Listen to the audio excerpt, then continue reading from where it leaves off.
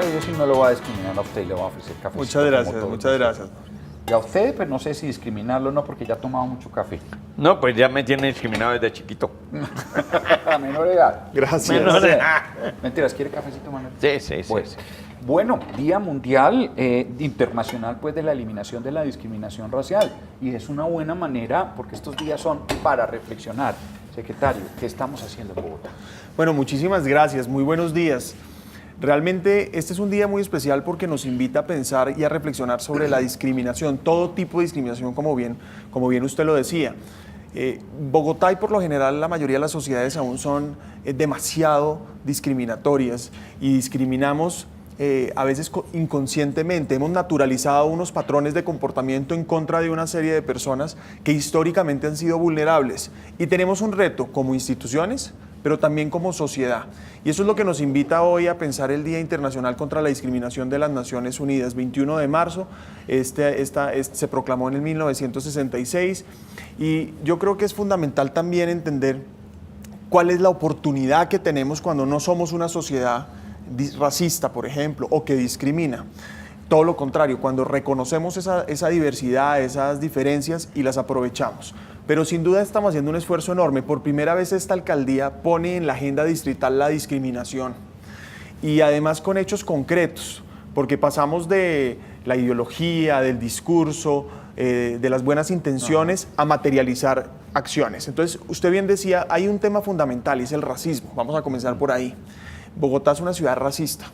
En Bogotá se reciben más de 500 denuncias en la Fiscalía por racismo, en un bar, en un restaurante, en una casa. Al año. Pero sabemos que hay un subregistro enorme, es decir, sabemos que las personas no denuncian. Sí. Y este es un fenómeno dificilísimo. Oigan, pero es increíble porque uno pensaría que Bogotá siempre ha hablado de una ciudad abierta. Vemos incluyente. Toda esa campaña que ustedes tienen en los paraderos, pues bueno, amo a Bogotá o te amo Bogotá, soy del Valle y vivo en Bogotá, soy antioqueño. Efectivamente eso comenzó en esta alcaldía y precisamente porque queremos generar un sentido de apropiación y entender que todos cabemos en la ciudad. Pero aquí lo que pasa es que hemos naturalizado comportamientos, ¿no? Históricamente vamos entendiendo unos comportamientos culturales como normales y es todo lo contrario. Entonces tenemos discriminación racial, tenemos discriminación contra la mujer, desafortunadamente. Aquí durante toda la vida hemos permitido culturalmente construir unos estereotipos en donde se genera una desigualdad con la mujer y gracias a Dios hemos avanzado mucho en normas, hemos avanzado mucho en la reivindicación de sus derechos, especialmente gracias al activismo que hacen sus grupos de la organización civil, pero todavía falta mucho por hacer. Hay discriminación por orientación de género, hay discriminación por diferentes razones. Entonces, por ejemplo, en el tema de poblaciones étnicas, Bogotá es una ciudad que tiene grupos indígenas, rom, raizal y afros. Los rom son los llamados gitanos, los gitanos, los romaníes. correcto. Y entonces, dentro de Europa. Históricamente, a todas estas poblaciones en una condición de vulnerabilidad, se les ha tratado con lo que se conoce como discriminación positiva o acciones afirmativas, que lo que busca es generar equilibrio en la calidad de vida, ofreciéndoles diferentes acciones para tener garantía de derechos y restablecimiento de derechos. Y esta es una muy buena noticia, porque en Bogotá, por primera vez en la historia de la ciudad, un alcalde de Bogotá, Enrique Peñalosa, en esta administración, concertó plan de acciones afirmativas con la población rom, raizal e indígena. O sea, hablaron con ellos y dijeron, exacto, ¿qué necesitan? Porque es que uno cuando habla de igualdad dice todos los mismos derechos para todos. Sin embargo... Pero desde mi punto de vista. Claro, no, bueno, no, sí, digo primero yo, sí. desde mi punto de vista, pero segundo, hay personas que tienen exactamente el mismo derecho que yo, sin embargo no lo pueden disfrutar porque no tienen las condiciones para hacerlo. Entonces necesitan digamos, un empujón especial, un peldaño especial. Entonces es la diferencia entre igualdad y equidad. Así es. Entonces de ahí viene lo que se conoce como discriminación positiva. Correcto. O afirmativa, ¿no? Es eso como la idea. Exactamente, y de ahí entonces se deriva la posibilidad de tener unas acciones que institucionalmente le ayudan a estas poblaciones vulnerables a tener los mismos derechos que tiene un grupo no vulnerable o no discriminado. En este caso, firmamos por primera vez estas acciones concertadas, nos sentamos con ellos, trabajamos durante mucho tiempo y sector por sector concertamos unas acciones. Y luego de 10 años volvimos a concertar con los grupos afro. Hace 10 años los grupos afro en Bogotá no tenían acciones afirmativas concertadas y lo logramos hacer, es decir, hoy tenemos todos los grupos. tenemos retos, implementarlas. Más de 229 acciones con más de 38 proyectos de inversión. ¿Por qué es importante eso? Porque tiene recursos. ¿Pero en qué campos? ¿En el campo en de representación política? Salud, por ejemplo, atención diferenciada a los grupos afro, a los grupos indígenas, a los rom, en materia educativa. Hemos hecho un esfuerzo enorme desde la Secretaría de Educación, por ejemplo, para ofrecer una educación incluyente, ¿no? Por ejemplo, a niños en Vera, por poner un ejemplo. Por ejemplo, a niños en Vera, ¿cómo qué? ¿Salir a buscarlos? A eso... Se les ofrece la alternativa y obviamente hay entonces y educación en lengua materna, en diferentes lenguas, en diferentes culturas. Tenemos, por ejemplo, unos centros Confía de orientación y atención integral para comunidades afro en Bogotá, desde la Secretaría de Gobierno. Tenemos la Casa Indígena, en donde generamos procesos culturales y asociativos. Culturalmente, entonces desde la Secretaría de Cultura tenemos una oferta cultural pero diferente. déjeme preguntarle ahí, ¿pero no aislando a la gente? No, ni mucho menos, todo lo contrario. Es más, mire, y frente al racismo hay un tema fundamental. Durante todo el año pasado y a comienzos de este año, adelantamos un concurso para convocar a estudiantes. Era muy importante que fueran estudiantes jóvenes a participar en una gran idea, en un concurso para tener la idea creativa para un concurso de una campaña contra la discriminación racial. Y después de un trabajo muy largo con OIM, con USAID, con la Asociación de Facultades de Publicidad de Colombia, en donde nos colaboraron mucho, llegamos a un concepto creativo. Y muy pronto vamos a lanzar una campaña distrital contra la discriminación racial. Porque, insisto, no solamente es muy grave el daño que se le hacen a las personas que se discriminan, sino también como sociedad perdemos muchas oportunidades, claro. Porque tenemos culturalmente una infinidad en desarrollo económico, en inclusión social. Entonces, esa es la gran apuesta de este año, es implementar esta campaña que muy pronto ustedes conocerán, que es producto de un concurso de jóvenes, de estudiantes, y donde la ganadora hoy hace parte de todo este desarrollo de la campaña y estamos trabajando en eso. No sé si se han dado cuenta, las sociedades más desarrolladas económica, culturalmente, son las sociedades que han permitido una migración y han aprendido de los migrantes. Las sociedades más anquilosadas son las más cerradas. No hagamos de Bogotá una ciudad cerrada, aprovechemos esa riqueza que tenemos. En cuanto a libertad religiosa, ¿también lo han trabajado? Sí, ese es otro tipo de discriminación, ¿no? Se discrimina por credos. Por ejemplo, Colombia es un país con libertad de religiones y de cultos. Y Bogotá, la buena noticia es que Bogotá es la primera ciudad del país que tiene una política pública de libertades religiosas, de cultos y conciencia. Firmada recientemente, Y fue ¿no? firmada recientemente por el alcalde Enrique Peñalosa, la veníamos trabajando, duramos más de 2 años trabajándola. Hemos hecho un esfuerzo de concertación con las confesiones religiosas. Bogotá es una ciudad que tiene más de 1.500 asociaciones religiosas inscritas, pero independientemente, por lo general, cualquier persona en Bogotá tiene alguna creencia. Y lo que nosotros hemos querido hacer con ellos es, primero, ofrecerles todas las alternativas para que desarrollen su potencial, su creencia en Bogotá sin ninguna persecución.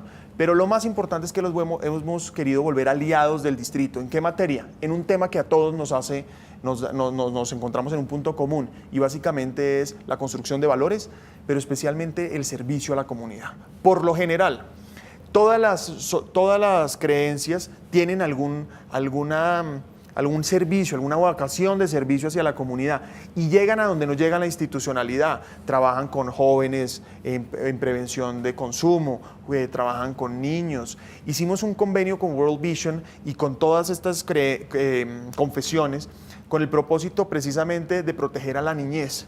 Y entonces, ¿qué hemos hecho? Hemos salido del diálogo interreligioso, porque en creencias probablemente no se van a poner de acuerdo, pero sí nos pusimos a hablar de lo que sí queremos, es la construcción de una sociedad pacífica, una sociedad sin discriminación, una sociedad con valores. Y hemos trabajado con ellos, estamos a punto ya creamos el comité distrital con el apoyo del Consejo de Asuntos Religiosos, y estamos invitando a todos los representantes legales de estas iglesias o de todas estas diferentes confesiones o organizaciones a que nos acompañen en el comité distrital, porque vamos a construir a su vez un plan de acción. Pero eso nos incluye, digamos, a los ateos, es decir, ¿el distrito toma partido por las creencias religiosas o dice algo así como todas están bienvenidas? Precisamente no tomo partido por ninguna. Precisamente fue lo que hicimos cuando creamos la política pública de libertad de religiones, cultos y conciencias. Precisamente cabe la persona atea, agnóstica, hasta pues el creyente más practicante. Y precisamente Bogotá se vuelve una ciudad en donde cabemos todos. Pero además de eso, tenemos la oportunidad de volverlos aliados al distrito a quienes lo quieren hacer voluntariamente. Y cogemos, y insisto, buscamos puntos en común que nos permita trabajar por la comunidad, porque hay unos esfuerzos muy valiosos de estas comunidades que han sido siempre o subvalorados o no han tenido el apoyo necesario. Entonces hemos querido invitarlos porque son muchas las comunidades que trabajan por la ciudad. Hay unas de las consecuencias de la discriminación, no solamente es la estulticia de quien discrimina, de desperdiciar un recurso maravilloso de riqueza intelectual y económica, sino otros fenómenos como por ejemplo la trata de personas. Llegan estas personas en una situación de vulnerabilidad a nuestra ciudad y aquí y en cualquier parte hay muchas organizaciones, muchas mafias dispuestas a utilizarlas y a explotarlas. Eso es una consecuencia de la discriminación. Por supuesto, ¿no? Digamos, aquí uno podría llegar a encontrar cuál es la relación entre ese tipo de discriminación y aprovecharse de personas vulnerables para explotarlas de una manera como lo menciona en el fenómeno de la trata de personas. En materia de trata de personas hemos hecho un esfuerzo también único. Hemos hecho un equipo con la ONU, con la Oficina contra la Droga y el Delito. Tenemos una campaña reconocida. Tuvimos este año la presencia de Glow Act, que es la acción global contra la trata de personas y el tráfico de migrantes. Vino toda la representación mundial y trabajamos en equipo contra este delito que hemos naturalizado y donde lo más grave es que la víctima por lo general es mujer, es decir, es un delito feminizado, en donde tenemos que trabajar para acabar la trata de personas. La trata de personas, un poco, para tenerlo claro, tiene 7 modalidades, desde el matrimonio servil, la explotación laboral, la mendicidad ajena, y uno que es el más conocido es la explotación sexual, que cuando es explotación sexual de menores se llama EXNA, que es la explotación sexual de niños, niñas y adolescentes. En ese sentido, hemos hecho un esfuerzo muy grande desde la alcaldía del alcalde Enrique Peñalosa, desde la Secretaría de Gobierno, trabajamos con muchas secretarías y hacemos un trabajo articulado y transversal. Y eso se conecta a un tema que ustedes mencionaban inicialmente y son los venezolanos que están llegando a la ciudad. Y no podemos caer en el juego que algunos nos quieren hacer caer y es en discriminar a las personas que están llegando. Y lo menciono por 2 razones. La primera es que por lo general los migrantes son los que primero, y no solo de otro país, de otra ciudad, terminan siendo víctimas de trata, sino que adicionalmente, pues eso se puede generar unos problemas de convivencia muy profundos y unas heridas irreconciliables. Así que es muy importante pensar que en este momento, lo ha dicho el alcalde, lo mencionamos permanentemente, con Venezuela hay que ser solidarios, con los venezolanos que llegan a Bogotá, claro, solidarios con lo que están viviendo en su país, obviamente además rechazar ese tipo de regímenes, pero aquí en Bogotá ser solidarios y legalmente ayudarlos hasta donde sea claro, posible. Pero lo más importante es no discriminar, porque esos problemas podríamos llegar a problemas de convivencia muy profundos, que es al final lo que pasa con la discriminación, claro. Y es lo que estamos haciendo. Y yo aprovecho esta oportunidad, si me lo permiten, para hacer un reconocimiento muy especial a las organizaciones de la sociedad civil, porque es gracias a ellas que hoy en cualquier materia, desde orientación de género, mujeres, afros, indígenas, que hoy estamos hablando de esta materia. Es decir, si no hubiera sido por la lucha de tantas personas durante tantos años, hoy no se reconocerían esos derechos. Así que es un reconocimiento muy especial a esos luchadores durante tantos años y obviamente la responsabilidad que tenemos nosotros desde la administración distrital, pero también hacer una invitación al resto de la sociedad, a quienes no son activistas, a quienes normalmente no hablan de estos temas, y es ser conscientes de las acciones que podemos hacer cada uno. Una acción contra la discriminación de cada uno de nosotros tiene un efecto enorme frente a la calidad de vida de la ciudad. Y como decíamos ahora, una sociedad que no discrimina es una sociedad moderna, una sociedad incluyente, una sociedad que aprovecha todas sus diferencias, que construye a partir de los obstáculos, que va ganando espacios en todas las materias. Y entonces yo quiero dar unos ejemplos. Tenemos desde el distrito oferta diferenciada para la población étnica laboral. Tenemos, por ejemplo, en Alimentarte, y aprovecho también para darles las gracias, por primera vez el año pasado tuvimos emprendimientos afros y vamos a volverlo a tener este año. ¿Y a qué quiero llegar? A que la discriminación en todas sus materias, especialmente en la racial, no se lucha hablando los que somos conscientes de la discriminación con los que somos conscientes de la discriminación, es decir, entre nosotros mismos. No, hay que hablar con la ciudad, hay que hablar un diálogo general. Es precisamente, tenemos que incluir a todas las personas que no son conscientes de este problema para contarles lo que está pasando y pedirles obviamente que se activen. Doctor Miguel, en el caso de los venezolanos, hay sitios en Bogotá que se están detectando donde hay más gente, más venezolanos.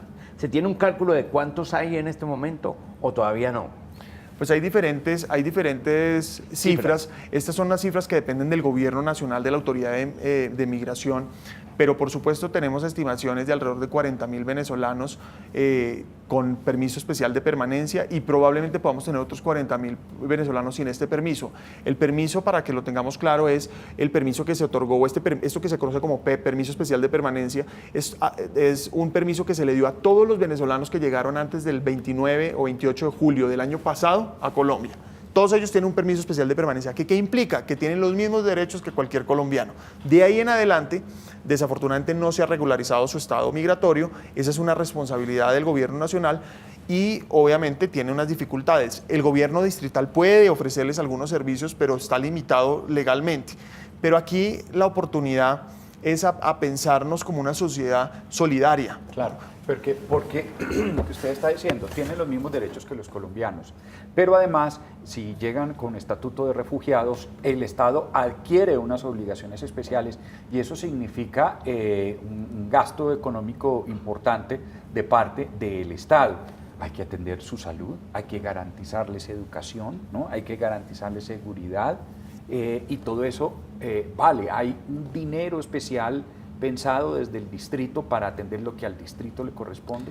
Bueno, frente a todo el estatus migratorio depende del gobierno nacional, claro, pero las personas que tienen este permiso especial de permanencia tienen los mismos derechos. Eso quiere decir que tienen que tener una oferta en salud, una oferta en educación, cualquier tipo de atención que tendría cualquier otro colombiano, gratuita.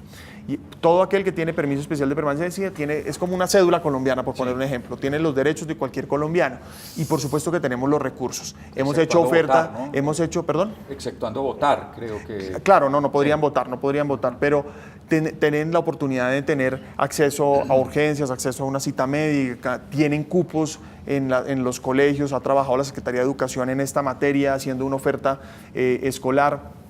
Y por supuesto, el reto es qué hacemos como sociedad con los venezolanos que no tienen este permiso, que igual necesitan estos recursos o estos servicios. Entonces, desde la alcaldía, como lo ha dicho el alcalde, hemos sido solidarios, hemos hecho una oferta adicional hasta donde es posible legalmente. Pero lo más importante, el llamado es que todo aquel que llegó después de esta fecha y no tiene permiso, tiene que buscar regularizar su estado migratorio y obviamente esperamos que el gobierno nacional lo haga, porque mientras no lo haga, las autoridades distritales, en este caso Bogotá, pero cualquier otra entidad territorial, tiene las manos atadas en sus servicios. Secretario, hay otra cosa que es muy importante y es el sector privado, porque muchos esfuerzos puede hacer el sector público, sin embargo es insuficiente pues, por la realidad social, porque no todo es el sector público. El sector público tiene que tocarle las puertas al sector privado. ¿Hay algún tipo de trabajo que ustedes están realizando? Porque pues, el sector público no puede darle trabajo a todas las comunidades, ni garantizar la salud 100%, tiene que echar mano el sector privado. Por supuesto, estamos trabajando con ellos, lo hemos hecho, por ejemplo, en el concurso antidiscriminación, lo hemos hecho para conseguir ofertas laborales diferenciadas y permanentemente buscamos aliados que nos permitan posicionar estos discursos de inclusión y que nos permitan tener acciones concretas para favorecer a estas comunidades. Y aquí entra un tema también muy importante, las mujeres. Acabamos de pasar el 8 de marzo. El 8 de marzo es un día muy especial, reconocemos a las mujeres, pero es un día que tiene mucho contenido, porque es un día para reconocer lo que representa, primero, una mujer, una sociedad, todo ese trabajo que hace que históricamente no se le remunera ni se le reconoce a la mujer como el cuidado a los menores, cuidado a los mayores, pero adicionalmente es una oportunidad para entender que sí hay una desigualdad y unos estereotipos que ponen en una condición de desventaja a las mujeres. Y en eso hemos trabajado muy fuertemente, por supuesto con la Secretaría de la Mujer, desde todos los parámetros, desde la alcaldía por instrucción del alcalde, pero desde la Secretaría hemos querido territorializar ese enfoque con los alcaldes locales, transversalizarlo en todos nuestros programas. Siempre tenemos un enfoque que nos permite atender diferencialmente a las mujeres. Firmamos con ACNUR, por ejemplo, para prevenir violencias contra las mujeres. Y un tema que es fundamental, hay que luchar contra todas las formas de violencia con las mujeres, que al final es una forma de discriminación. Cuando a una mujer se le tira un ácido o un agente químico, cuando a una mujer se le maltrata, se le pega, pues evidentemente estamos discriminándolas por su condición de ser mujeres. Entonces yo creo que estos días son muy importantes para reflexionar como sociedad qué papel juega cada uno de nosotros en nuestras familias y obviamente desde nuestras empresas. Lo que decíamos, ¿de dónde viene, por dónde entra fácil esa discriminación? Por el chiste, por la música, ¿sí? Por las redes sociales. Yo solamente quise decir un chiste, ¿no? Y ahí, por ahí es por donde se y se naturalizan, ¿no? Se va naturalizando este tipo de comportamientos. Varias personas, es impresionante, ¿no? Cuando uno empieza a hablar de este tema, empiezan a asociar ya todo lo que normalmente vemos, que no consideramos, por ejemplo, machista, que no consideramos agresivo, que al final termina, por supuesto, siendo agresivo y, por ejemplo, machista. Y hay un tema muy importante en esta administración que el alcalde ha priorizado y es la lucha contra el machismo. Eso lo está trabajando, por supuesto, la Secretaría de la Mujer, la Secretaría de Integración Social. ¿Y por qué es fundamental?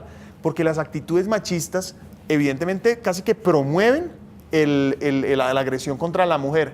Pero, ojo, cuando uno es machista, cuando el hombre es machista o cuando hay comportamientos machistas, la invitación no es solo a las agresiones contra la mujer, es la invitación a las agresiones en general, a demostrar la masculinidad a través de golpes.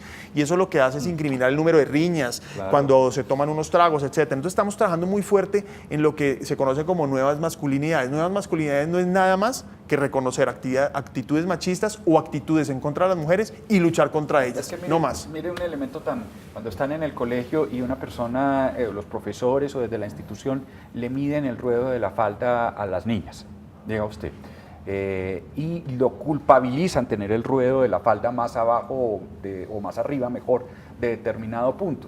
Después, cuando haya una violación, ese juez que se educó así le va a preguntar, ¿usted dónde tenía el ruedo de la falda? ¿Cómo estaba vestido? No, es que lo que pasa desde el colegio, mire, le voy a poner un ejemplo. ¿Cómo se mide en los niños, en los colegios? ¿Cómo se les reconoce a los niños que son hombres, varones, machos? Por lo general, con una pelea. Es decir, el hombre que al final, por lo general los hombres en el colegio tienen que demostrar que son varones, machos, peleando. Y al final nos construyen unos estereotipos en donde el hombre es el que pelea, no puede llorar, no puede expresar sentimientos, y eso va generando diferentes conductas en donde entonces, ¿qué pasa?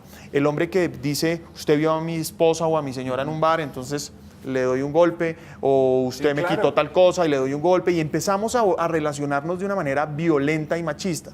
Por eso estamos trabajando, y el alcalde, insisto, ha priorizado la lucha contra el machismo en cabeza de la Secretaría de Seguridad, de Mujer e Integración Social. Pero todo esto, por ejemplo, es muy importante y lo traigo a colisión porque, por ejemplo, cuando hablo de las nuevas masculinidades es básicamente la forma de reconocer esa desventaja, esa desigualdad que hay entre hombres y mujeres y combatirla. Y hay que hacerlo. Tenemos como hombres una responsabilidad, porque mire, los derechos de las mujeres son derechos humanos y eso implica que es una tarea de hombres y de mujeres. Y hace poco alguien me decía, es que las mujeres las feministas tienen ideas radicales. Y yo les respondí, no, mire, la única idea radical de las mujeres es que las mujeres también, la única idea radical de las feministas es que las mujeres también son seres humanos y requieren la misma igualdad, punto. Sí, claro, que habrá algunas mujeres, habrá unas feministas que piensan una cosa u otra, pero al final lo único que exigen las feministas no es nada más ni nada menos sino que reconocer a la mujer como un ser humano. ¿Cómo estaremos que ese es considerado y al final, radical y revolucionario? Total. Y tenemos que, y yo creo que es muy interesante ver cuál es el papel que tenemos, y yo quiero aprovecharlo. Las mujeres seguirán siendo ellas las que llevan, por supuesto, esa bandera que les corresponde, pero somos los hombres también que nos tenemos que comprometer a acompañarlas y no podemos dejarlas solas en esta tarea. Mire, porque además, al final, una conclusión es liderar iniciativas en contra de la discriminación, a favor de las mujeres, a favor de las comunidades étnicas, a favor de las comunidades de diferentes orientaciones de género, etcétera. Requieren valentía, no es fácil. Y es por eso que tenemos que reconocerlas, porque lo difícil es hacer algo a favor de estas comunidades, hacer algo a favor de las mujeres, a favor de las comunidades étnicas. Y yo creo que ahí es donde cabe el papel de los medios de comunicación, el papel de la institucionalidad, y es reconocer y acompañarlas. Porque, insisto, no es tarea fácil, requiere valentía, y es por eso que hemos hecho un esfuerzo muy importante desde esta administración para luchar contra este tipo de discriminaciones. Secretario, gracias. Muchísimas gracias a ustedes. Oiga, se perdió el político, ¿no? Bueno, está bien. No lo digo yo, que uno lo ve en el Consejo defendiendo los temas, es eso, simplemente. No, pues realmente realmente aprovecho para hacer una cuña. Aquí defendemos esta administración porque estamos convencidos de que los proyectos son los que requiere Bogotá. Entonces, pues aquí hay muchas áreas de trabajo y esta es una muy especial, una que yo aprecio mucho y en la que estamos haciendo un esfuerzo enorme, porque si no lo hacemos nosotros, ¿quién lo va a hacer? 7 de la mañana, 29 minutos. Esto es Despierta Bogotá. Vamos a una pausa. Ya regresamos.